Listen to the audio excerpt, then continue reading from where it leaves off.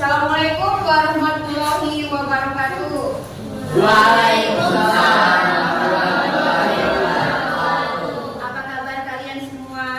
Baik. Alhamdulillah sehat semua ya. Alhamdulillah sehat. Sehat semua.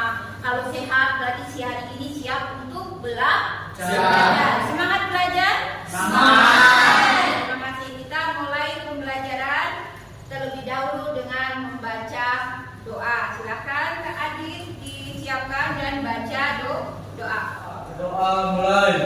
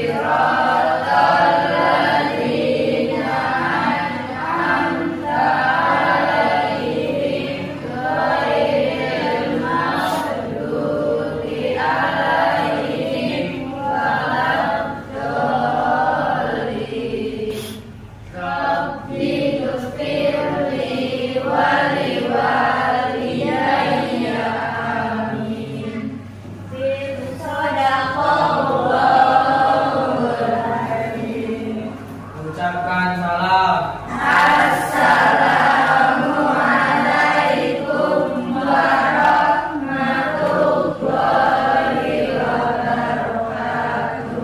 Waalaikumsalam warahmatullahi wabarakatuh.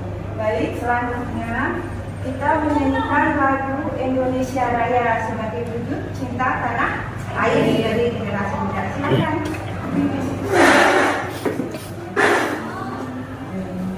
Berdiri ya.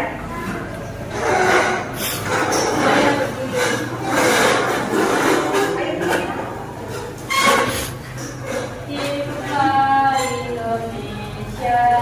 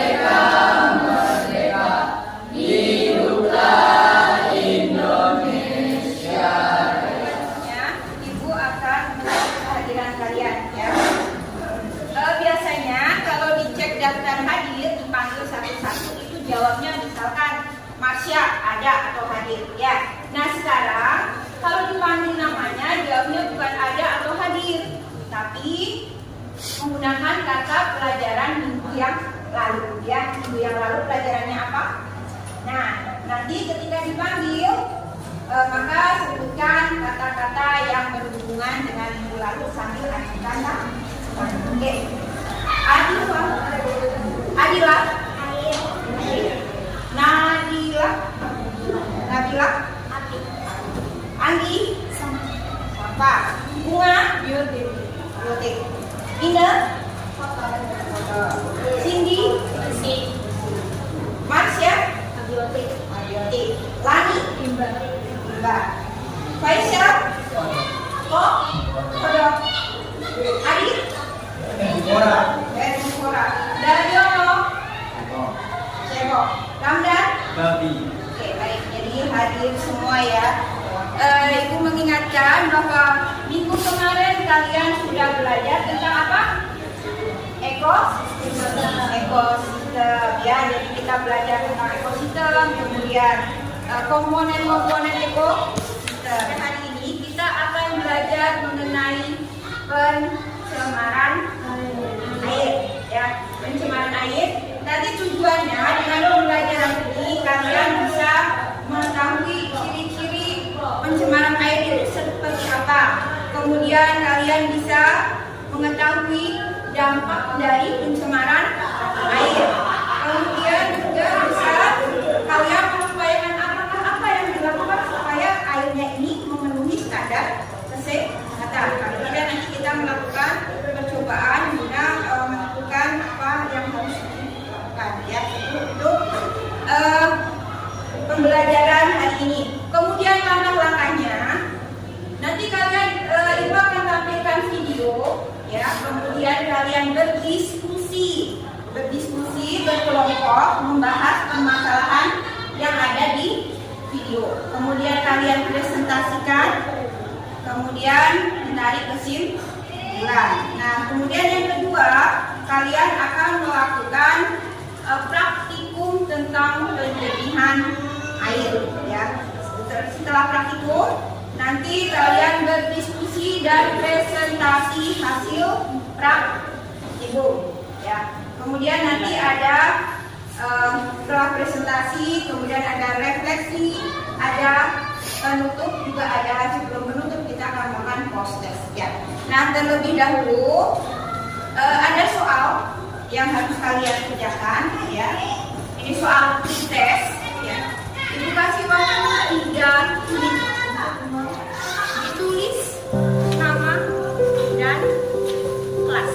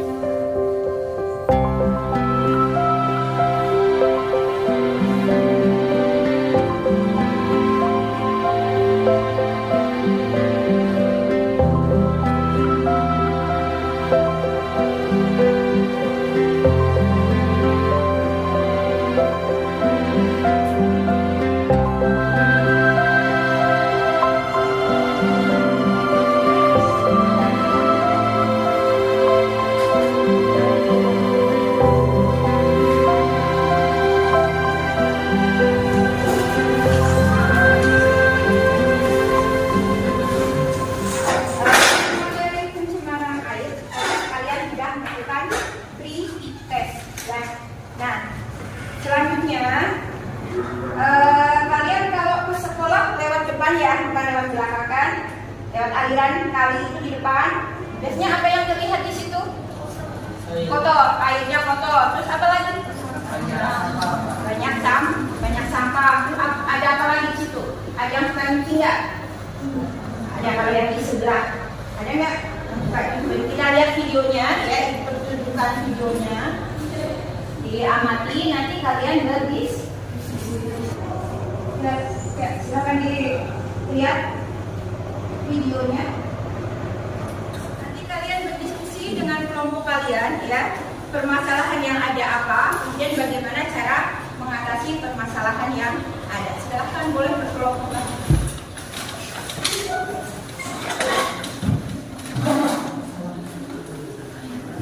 Bagikan LKPD.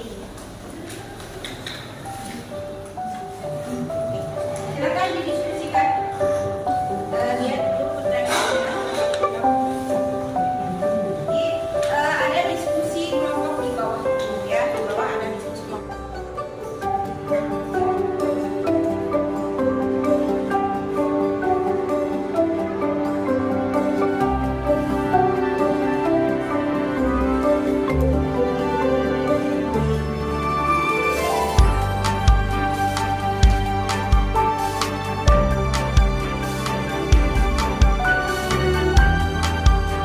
Yang nomor satu, tadi sudah dilihat video.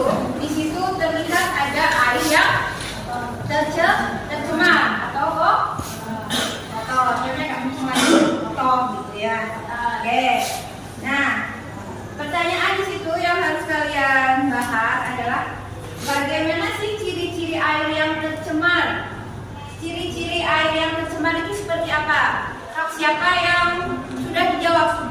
Dari air tercemar. 1. Bau tidak sedap. 2. Air keruh. 3. Terdapat mikroorganisme. Terdapat mikroorganisme. Tadi yang pertama apa? Bau tidak sedap. Airnya berbau. Kemudian yang kedua, Air keruh. airnya keruh. Kok bisa keruh? Kenapa itu? Dari video tadi kenapa bisa keruh airnya? Karena orang-orang membuang sampah ke sini. Ya, salah satunya orang-orang membuang sampah di aliran sungai tadi. Terus yang ketiga apa tadi? Terdapat mikroorganisme.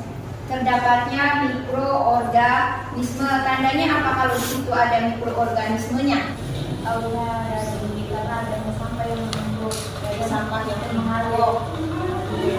Oke, ada yang mau nambahin tidak? Ada kelompok lain untuk pertanyaan nomor 1. Ada tidak? Kalau tidak kita lanjut ke yang nomor 2. Nomor 2, bagaimana dampak bagi kehidupan di lingkungan sekitar? Dari air yang tercemar tadi, dampaknya apa sih buat kita? Siapa yang mau coba? Kelompok mana? Ayo dong. Boleh. Oh ya, untuk kelompok itu dulu. Boleh. Pencemaran air limbah. 1. Menyebabkan penyakit. 2. Menurunkan kualitas lingkungan. 3. Mengganggu pertumbuhan hewan. Yang pertama apa? Menyebabkan penyakit. Contohnya penyakit apa itu kalau airnya tercemar? Contohnya penyakit apa? DBD. DBD karena air kotor. Ayo. DBD karena air kotor bukan? Ayo mana? Contohnya apa? Apa? Oke, tadi yang kedua apa? Menyebabkan penurunan kualitasnya. Yang nomor 3, bagaimana menyelesaikan dampak limbah untuk mengatasi pencemaran air. Industri dan pertanian harus dikelola dengan benar untuk mengurangi dampak pencemaran. Ya, terus apa lagi? 2. Pemakaian bahan kimia yang ramah lingkungan dalam kegiatan sehari-hari. Ada yang mau menambahkan? Boleh, ayo. Silakan begini.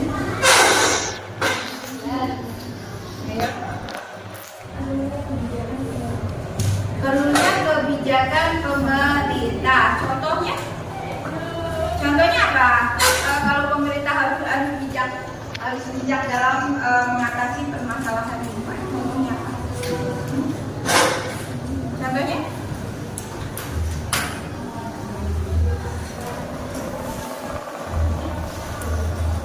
Bergotong royong. Untuk apa? Bergotong royong?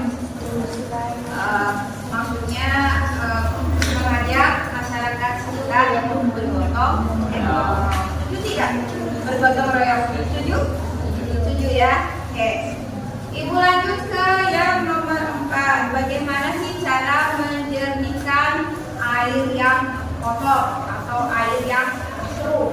Bagaimana caranya? Siapa yang sudah kelompok mana?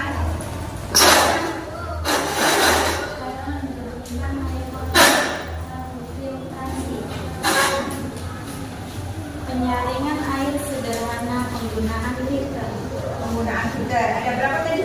Yang pertama filtrasi, kemudian menggunakan zat kimia, menggunakan zat kimia, menggunakan bahan alami, menggunakan bahan alami.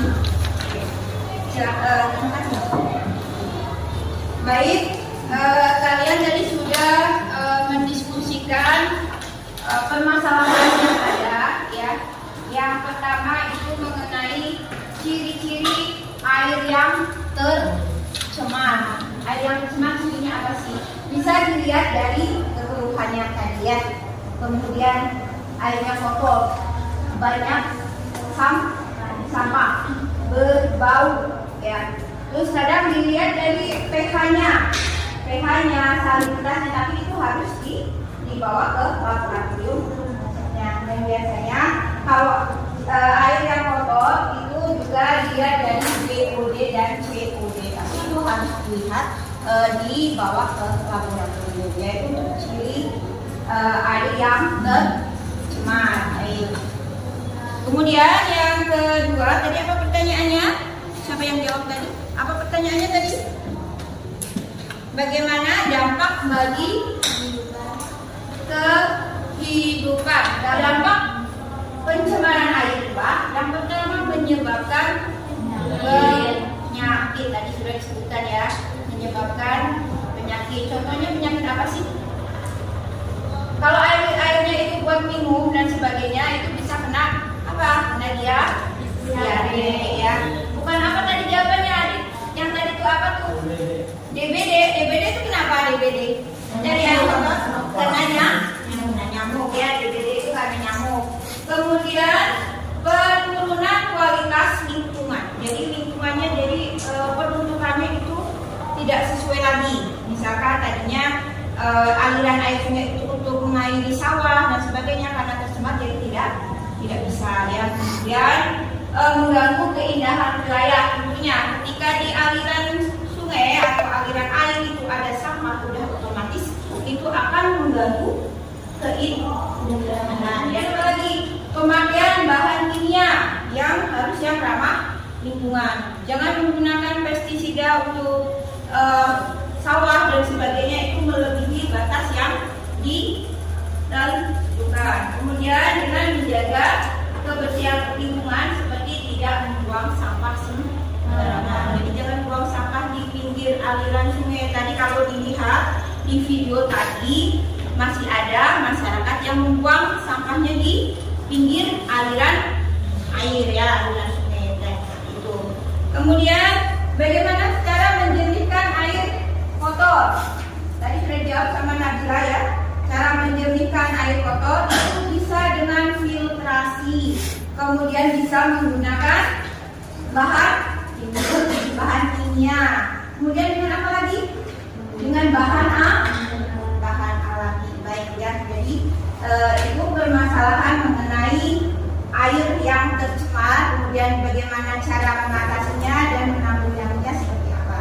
Nah, untuk selanjutnya pada pembelajaran kali ini akan ada salah satu cara untuk menanggulangi kekeruhan air atau air yang tercemar. Salah satunya yang kalian ingin ada praktekkan adalah koagulat ya. Jadi menjernihkan air dengan menggunakan bahan alami, yaitu apa? Daun kelor dan biji kelor. Nah, ini kalian praktekkan masih berkelompok ya. Silakan untuk mulai untuk praktek, ibu bagikan cara kerjanya.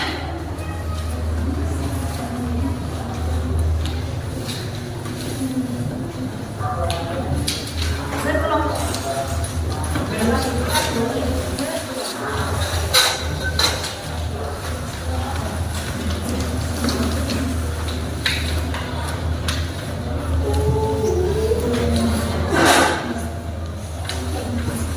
Silakan, sudah ada bahan dan alat untuk praktikum. Jadi masing-masing perwakilan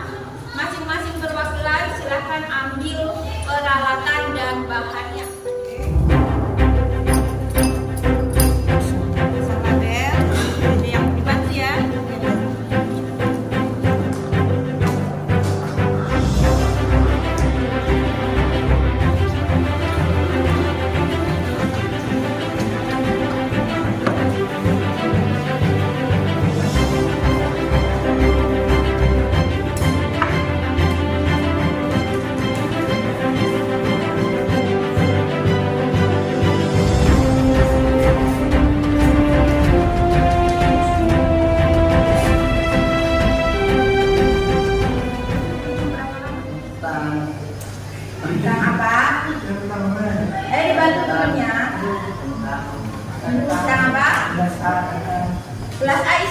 Nah? Air kotor, serbuk biji kelor. Ya, oke. Udah mulai ada perubahan. Sudah mulai ada perubahan setelah berapa lama? Sekitar 10 menit. Sekitar 10 menit sudah ada perubahan. Kalau gelas yang lain sudah ada perubahan belum? Sudah, Bu. Yang mana? Yang ini, Bu. Apa itu? Ini pasir serbuk biji kelor. Pasir. Air kotor. Biji kelor serbuknya sudah. Tuh. Oke. Nah, jadi yang dua itu yang pakai daun kelor masih belum tampak terlihat perubahan. Jadi yang pakai biji kelor walaupun ditambahkan pasir sudah ada perubahan.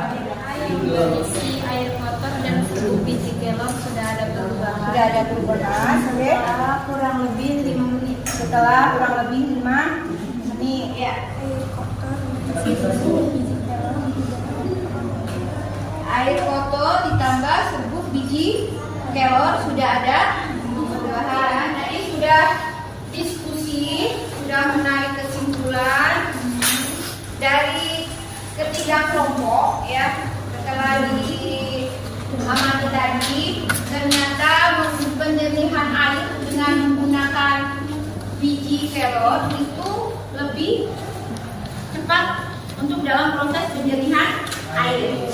Nah, memang untuk penyernihan air itu dengan menggunakan biji dan daun kelor tidak langsung air kotor langsung begitu diaduk dengan dicampur dengan biji kelor maupun daun kelor itu jadi langsung jernih, tidak ya, tapi itu melalui tahapan. Kali tidak, sebelum 24 jam air itu sudah jernih ya. Jadi penggunaan biji kelor itu lebih efektif untuk penjernihan air. Kenapa mau pakainya biji kelor? Padahal kan ada apa sih ya selain biji kelor untuk menjernihkan air itu ada apa? Ada apa? Tawas ya. Ada apa lagi?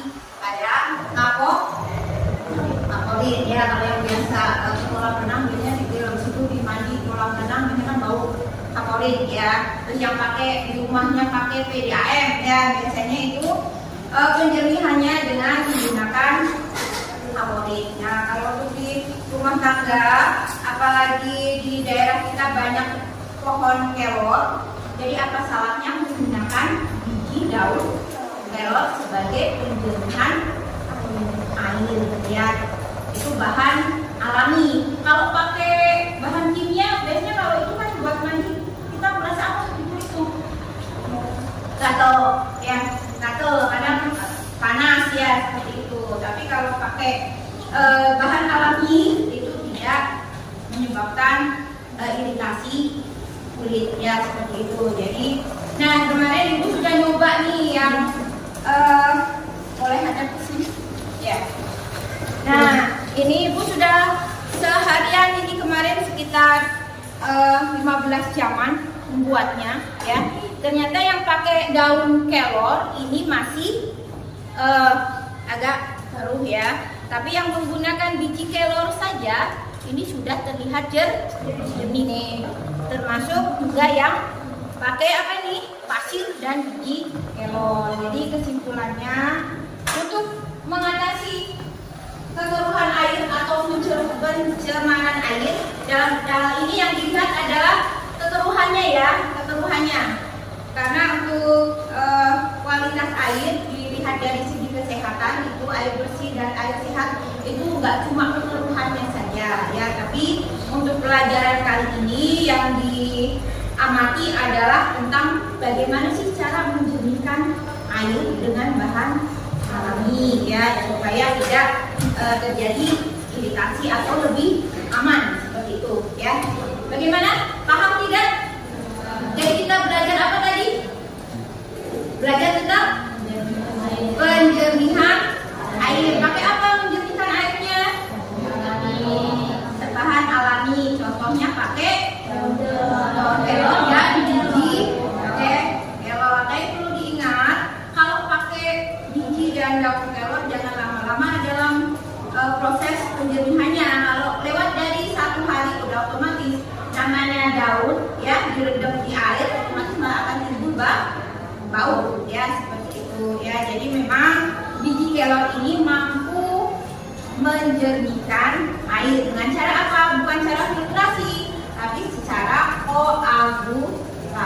koagulan. Jadi biji kelor itu sebagai koagulan. Jadi bisa menarik kotoran-kotoran, mengikat kotoran-kotoran yang ada di air, menggumpal dan mengendap. Jadi airnya menjadi jernih. Itu kerja dari koagulan. Baik, karena kalian sudah belajar, Ibu kasih soal lagi. Kalau tadi dites, sekarang bagian tes untuk mengukur apakah pembelajaran hari ini sudah bisa kalian paham ya. Oke, sambil tadi hasil percobaannya Ibu ambil ya. Silakan dikerjakan individu.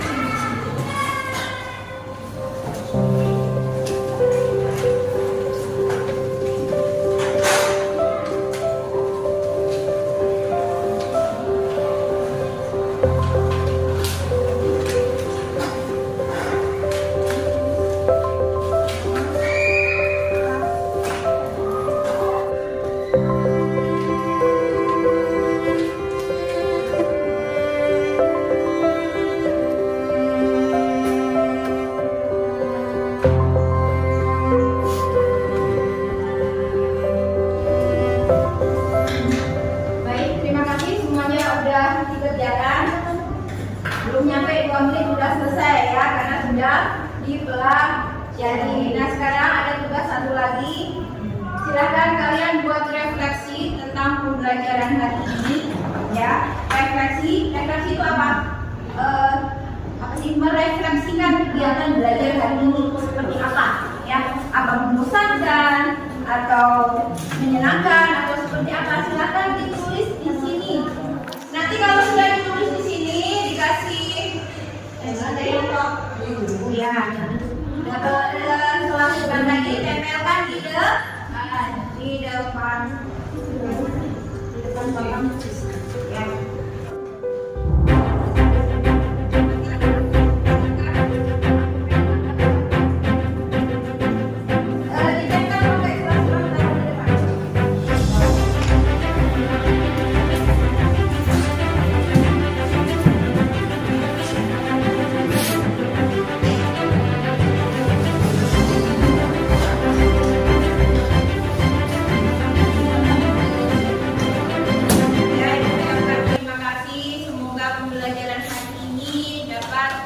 Menambah pengetahuan kalian. Jangan lupa untuk minggu depan masih di pencemaran ya, pembelajaran minggu depan masih di pencemaran, yaitu pencemaran tanah ya, pencemaran tanah.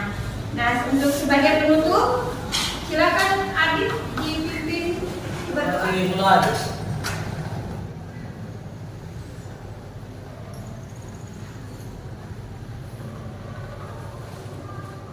Saya mengucapkan salam.